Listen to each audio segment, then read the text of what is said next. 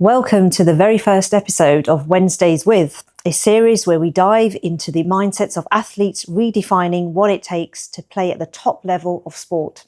Today we're sitting down with Vishwas Sinha to talk about the transition from athlete to world-class coach and what it really takes to build a winning mindset. He's a powerhouse in the Dubai tennis scene and a global coaching expert. Let's get into episode 1. Welcome, Vish. Thank you. Thank you for having me.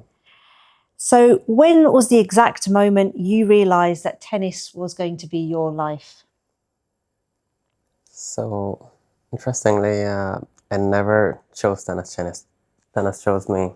Yeah. At the age of 8, I still remember my dad was like, "You need to do something besides just studying at home. Like, play some sport, go outside."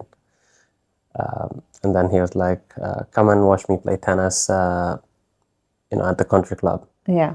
And I had never heard of tennis before that ever. So I was like very intrigued because in India, like most people play cricket and Correct. hockey and all these usual sports. So I was like very intrigued, and around the end of a session with the coach, he was like, "Wish you wanna probably hit few balls and see." And I was like, "Yeah, why not?" Yeah. And I still remember to this day, I had about 8 rallies back and forth with no prior coaching from the short court, and that's when the coach told my father, "I think your son has some potential in the sport." Yeah. And then that's how my tennis journey began, basically, just out of nowhere. And within 6 months, I started winning tournaments. Amazing. Amazing. And has sports been in the family? Is there anyone that, or were you sort of the first one? No, my father was a boxer. Okay. Yeah, he was a professional boxer, and then he transitioned into the Indian Army. Okay. And then my brother played squash for India as well. So it's right. sort of run in the family. Yeah. And then I was the third one, yeah. Amazing. And obviously, growing up in India, you've just mentioned it's not one of the focus sports. Did you face any? Was it difficult to get it into that sort of elite level in India first of all before you obviously went international? Yeah, I mean, India has very good potential when it comes to tennis. It's just that the funding wasn't there back in the days when I was training, and then also the facilities and the coaching standards. It's getting better, and it's getting better every year now, since a lot of big corporate companies are investing into sports now, and having these small leagues. Yeah. They are really investing heavy now, but back to the days when I was training, it was like really hard to get sponsorships, to get any sort of financial aid from the government. If you weren't top in the country, you had nothing, basically. So my dad understood that at a very early stage, and he was like, "Well, you gotta go out of the country if you want to make something, at least in this sport." Yeah. So he sent me to Spain, to Europe, and then I would keep coming back and forth. Wow. Yeah. And obviously, as a junior, I know that you obviously played. You played the Junior Davis Cup, and what did that feel like to represent India? I think when I started my tennis journey, I still remember having this talk with my father, like what's my goal? And I think I was 9. I told my father, like, I would love to play for India at some stage or someday. And I think for me that was the number one goal when I started playing tennis. I was like, hopefully one day I can represent my country in in our tricolor flag somewhere in a different nation. So I think that would definitely be one of my key highlights of my career, like playing professionally. How did that help and assist you? For sure. Like, I think once I played for the country, I had so many sponsorships coming up, so many deals coming up. There were times when me and my father would pick and choose, okay, we don't want to work with this brand or this company because, but I think to explain that into words, it's really hard because, can imagine 1 point something billion people, and just top 3 to top 4 people end up just representing the country. So it's such a proud moment. I think for my whole family as well. Yeah. Amazing achievement. So you reached a career high of 204 in the world as a junior. And which specific match during that climb really burned into your memory? Is there any specific match that you think, There was one match that I played in Egypt, a 3-setter match against a kid from the UK. I remember like we were both fighting so hard. His coach didn't want him to give up because he was cramping. And the weather was brutal as well. I think it was 43 degrees Celsius, playing on clay court, and clay, it's a brutal surface. But I was a bit more used to the heat and the climate conditions coming from India and training in different countries. But I think the kid, what his coach told me was he was training most of the year in London, and for him it was really hard. And we were both fighting, and third set, I ended up winning 7-5 in a close match, and we played for almost about 4.5 hours. wow. We were both kind of exhausted, like super In that exhausted. heat. Yeah. Wow. So just talking about some of your high stakes experience, you're on court with Stan Wawrinka, Marin Cilic. What did you learn about the sheer power of that pro game? I think it's just a different level. Once you see those guys training, how much hard work they put into, before getting into a match, because everybody sees how they play, obviously, in a match. The same with Federer. Yeah. When I was his training partner, like no one sees how much work he puts in behind those cameras, like when they're not on. Correct. And that's so admirable, and it's completely a different level of training, of having that mindset of how do we get through those tough moments in the matches. Stroke wise, it's pretty similar. Like I could hang around with them, have good rallies, good point play, but when it comes to an actual match, it's so different. And that's interesting. So I see that as well. I do see, and when I was young and I used to obviously compete, maybe not at these levels, but I did used to see a lot of players on tour that could play just as good as the pros, but they wouldn't quite make it. And I think you're right there. It's more about what they do off court as well, and potentially the team that they've got behind them. And these things actually make a big difference, right? They really do. Huge difference, yeah, huge difference. And also the mindset, like, they're so happy off court, and then when, of course, they go into the court, they don't have the pressure, and they end up performing really well. True. So talking about your training and discipline, what was that the most grueling session, the one in Egypt, or could you think of any others when it comes to yourself? I think there have been so many of them.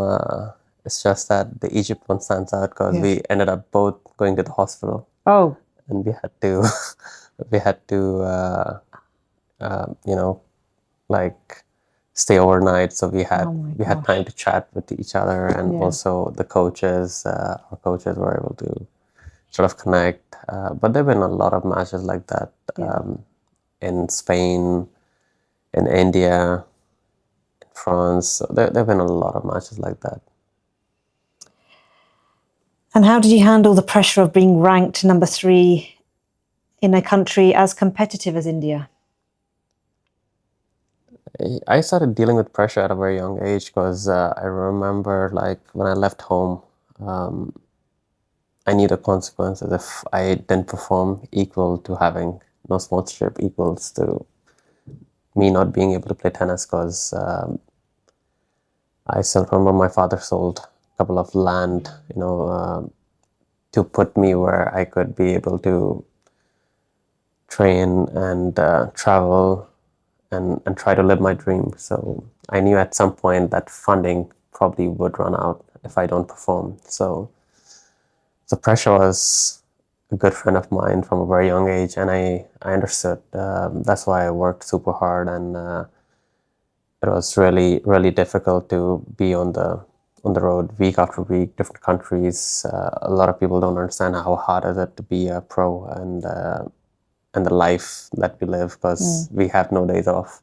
Yeah. We have no time to go sightseeing when we travel. It's literally you get there, you train, you start training, you lose, you're out You're from out. there, and you start training for the next one. So yeah, but yeah, pressure is a privilege as well. I think, at that level, you start also feeling lucky at some point, because you're like, not a lot of players get to do this, and live the True. dream of what you are able to do. True.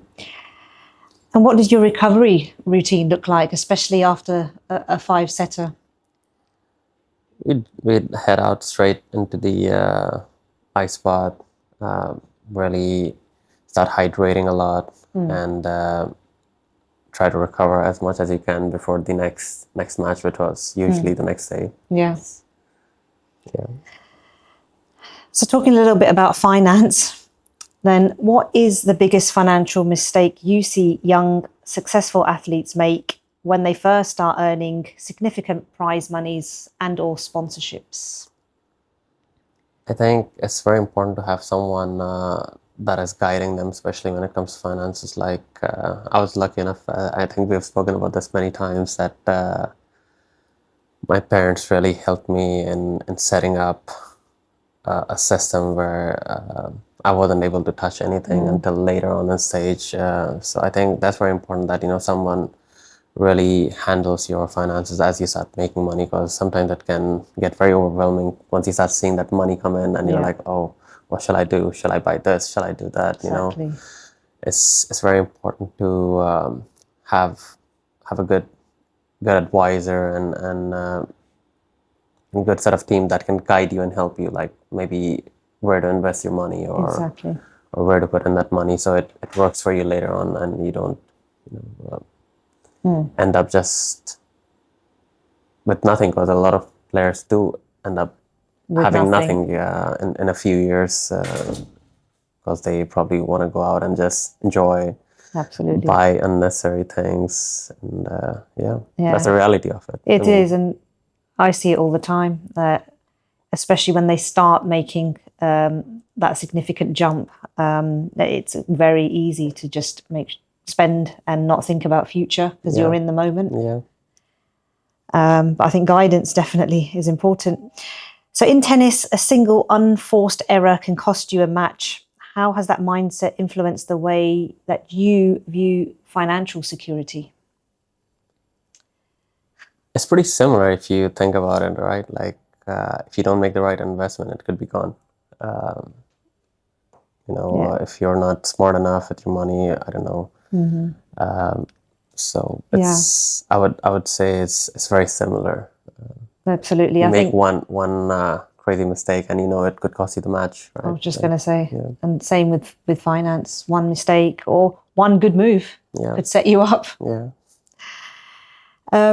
So talking a little bit about mindset then, how did you push through the moments of self-doubt or any injury? And this happens to every athlete. I think every athlete faces throughout their career, but how did you kind of push through moments like that?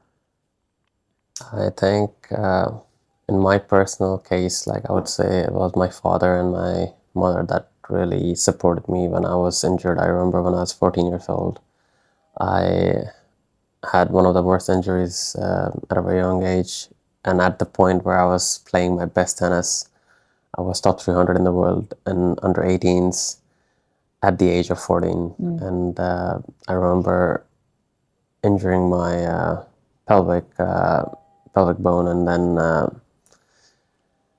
the doctor's telling my father that you might have to quit tennis, because like, if this happens again, you might end up being paralyzed your waist down for your life. So I said, I remember having this talk with my father. He's like, Vish, do you still want to do it? And he's like, don't think about anyone else.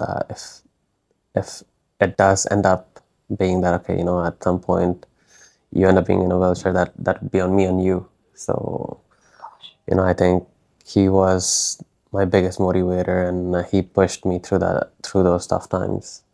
Because when you're a child, I mean, you don't have the sense of understanding of what it could lead to. Absolutely. And I guess you're glad now that you pushed through and had his guidance and support. I did, and proved everybody wrong. Yeah, absolutely. How has being an elite athlete shaped the way you approach business and life? I think the most important aspect of it is discipline and hard work, because I know how much I had to put in to get somewhere at that level, and I think I use the same mindset when it comes to business, that you got to work hard, stay sharp, and stay in the present with the new technologies, new techniques, the new ways of the sport is evolving every time. So you got to stay up to it. Otherwise, you end up being like those coaches that are teaching the same techniques that used to be used probably 10 years ago, 12 years ago. Absolutely. So always going through seminars and keeping myself up to date. And also I tell my coaches the same, that you need to stay up to date, otherwise you're gonna get left behind in this industry or any other industry. You have to keep yourself up to date. Very true. And if you could sum up your entire journey as an athlete in just one word, what would that be? Blessing. Nice. It is truly a blessing, because if I had to do it all over again, I think I would still do it. Go through all the hardships, the hard times, traveling. 8 months a year, 9 months a year is brutal, because you see this in the media these days, because athletes are way more outspoken. Back to the days, you couldn't speak as much because you were always thinking, what is the association going to think about you then? And they would always be very hesitant and reluctant. But it's a brutal industry, where your body takes that beating 8 to 9 months a year, and not a lot of people go through it besides you, your team, and your close ones. Absolutely. And before we finish off, what's the future looking like for Vish? I know you are one of the most sought after coaches in the world, but what's the plan? So I'm coming up with a couple of new projects. I really hope they align, and still work in progress. So hopefully by the next academic year it comes to fruition. And I'm trying to do a lot of things with the federation here as well. We're getting there. Yeah. Amazing. Well, thank you so much, Vish, for stopping by. I think it was a really, really interesting episode, and good to get to know more about you and your journey. Thank you and good luck. All the best. Thank you. Thank you for having me.